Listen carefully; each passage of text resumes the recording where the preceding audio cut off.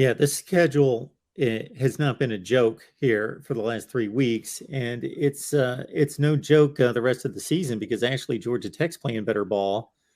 They're actually a Yeah. competent football team. They've Oh, come out of nowhere since Jeff Collins got the boot, and they've beaten two okay teams in Duke and Pitt. And shoot, if you throw Louisiana out of the mix and just go with the four FBS games, Miami might be the worst team that they're going to play. oh no! How Jason would love that you said that. Jason They would might love it. be. They might be. Yeah, that one.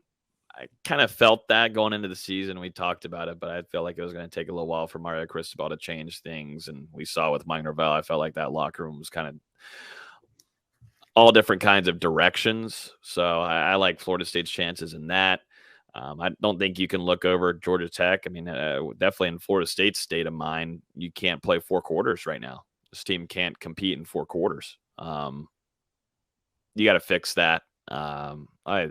It is extremely, and I said in the press box, it is got to be annoying. You go down and you drive that quickly and you put up points. And I said, all right, so let's see if Florida State's able to do that again, though. And sure enough, just blank. Things stall for Florida State and Mike Norvell on offense. When Georgia Tech comes into town, they're coming here to play. They don't have nothing to lose. They don't care. And coaches are coaching to find future jobs, keep their future jobs, keep their gigs. A win in Tallahassee against Florida State, where they're seeing some promise here in Tallahassee, or at least uprise and improvement.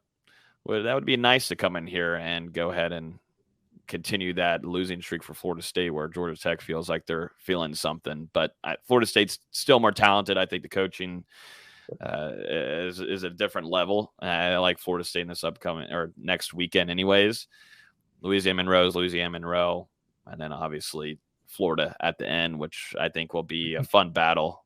To be honest, I think that'll be a pretty good game after the end of the season. I don't think the Gators are too there yet either, but there's promising things here for Florida State to have a nice, decent way to finish the season. Don't you think, Mark? I mean, I understand Syracuse is having a hot start, but this next stretch for them is going to be absolutely brutal.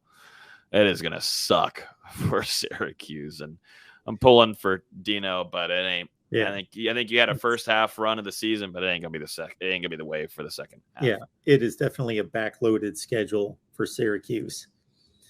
Florida State's back half of the schedule is much like the rest of the schedule outside of Clemson, in that I look at it and I see mostly wins. I see games that they mostly should win, but they're not slam dunks by any stretch of the imagination. Mm-hmm. Everybody on here, take Louisiana out of the mix. Everyone can beat Florida State. Florida State can beat all those teams. Yeah. Even Georgia Tech, which I would have considered a fairly easy win. That would have been an automatic W. I would have thought that 3 or 4 weeks ago, but they've got new life. And Georgia Tech's got Virginia tomorrow night. Yeah. Virginia might be the worst team in the ACC. If Georgia Tech wins that game, they're 3-1 in the conference. Mm-hmm. And they're going to be playing for 4-1. And, they could wind up in the ACC championship game. That's ridiculous, but they've got more to play for in a sense than Florida State, even though they're not as good, just because you guys have to deal with the Atlantic. Mm-hmm. Isn't that crazy? With the division that's a zillion times better than the other one. So fortunately, that goes away next year. Yeah, it feels like it's such a separation this year. It's not really a middle pack. There's good, and then there's awful. There's good, and then there's not great. And I feel like, Syracuse is making this run, but I think it's going to show real quick about how the competition that they've been facing. I mean, Florida State, I feel is in that tier right there. Obviously, I think with NC State, I mean, Florida State should have came away with the win there. When you take away Leary, I mean, they can't do much. And I also don't think Leary is such a major game changer. That's why, I didn't pick Florida State to win that game, but I feel like they had a good chance. But the ACC is it's how it is. I feel like every year, but it's such a weird one, and I sometimes forget Virginia Tech's even playing football. I don't know about y'all anymore, but the only time I ever see Virginia Tech is whenever they're doing the Sandman or whatever it is before the game. I kind of forget Virginia Tech plays football again. It's pretty bad. Yeah. And Virginia, I They're guess. awful. But I've heard more about Duke this year playing football than I've heard about Virginia Tech, Virginia. I watched the last 3 or 4 minutes of Duke's game against North Carolina. I got on over there. I had to check it out on the ACC network because I thought, man, look at this. They blew it. They blew it. That's crazy. But, they had North Carolina on the road. They had a 3-point lead and the ball inside the 10-yard line with 2 minutes left. They could have scored a touchdown and iced it.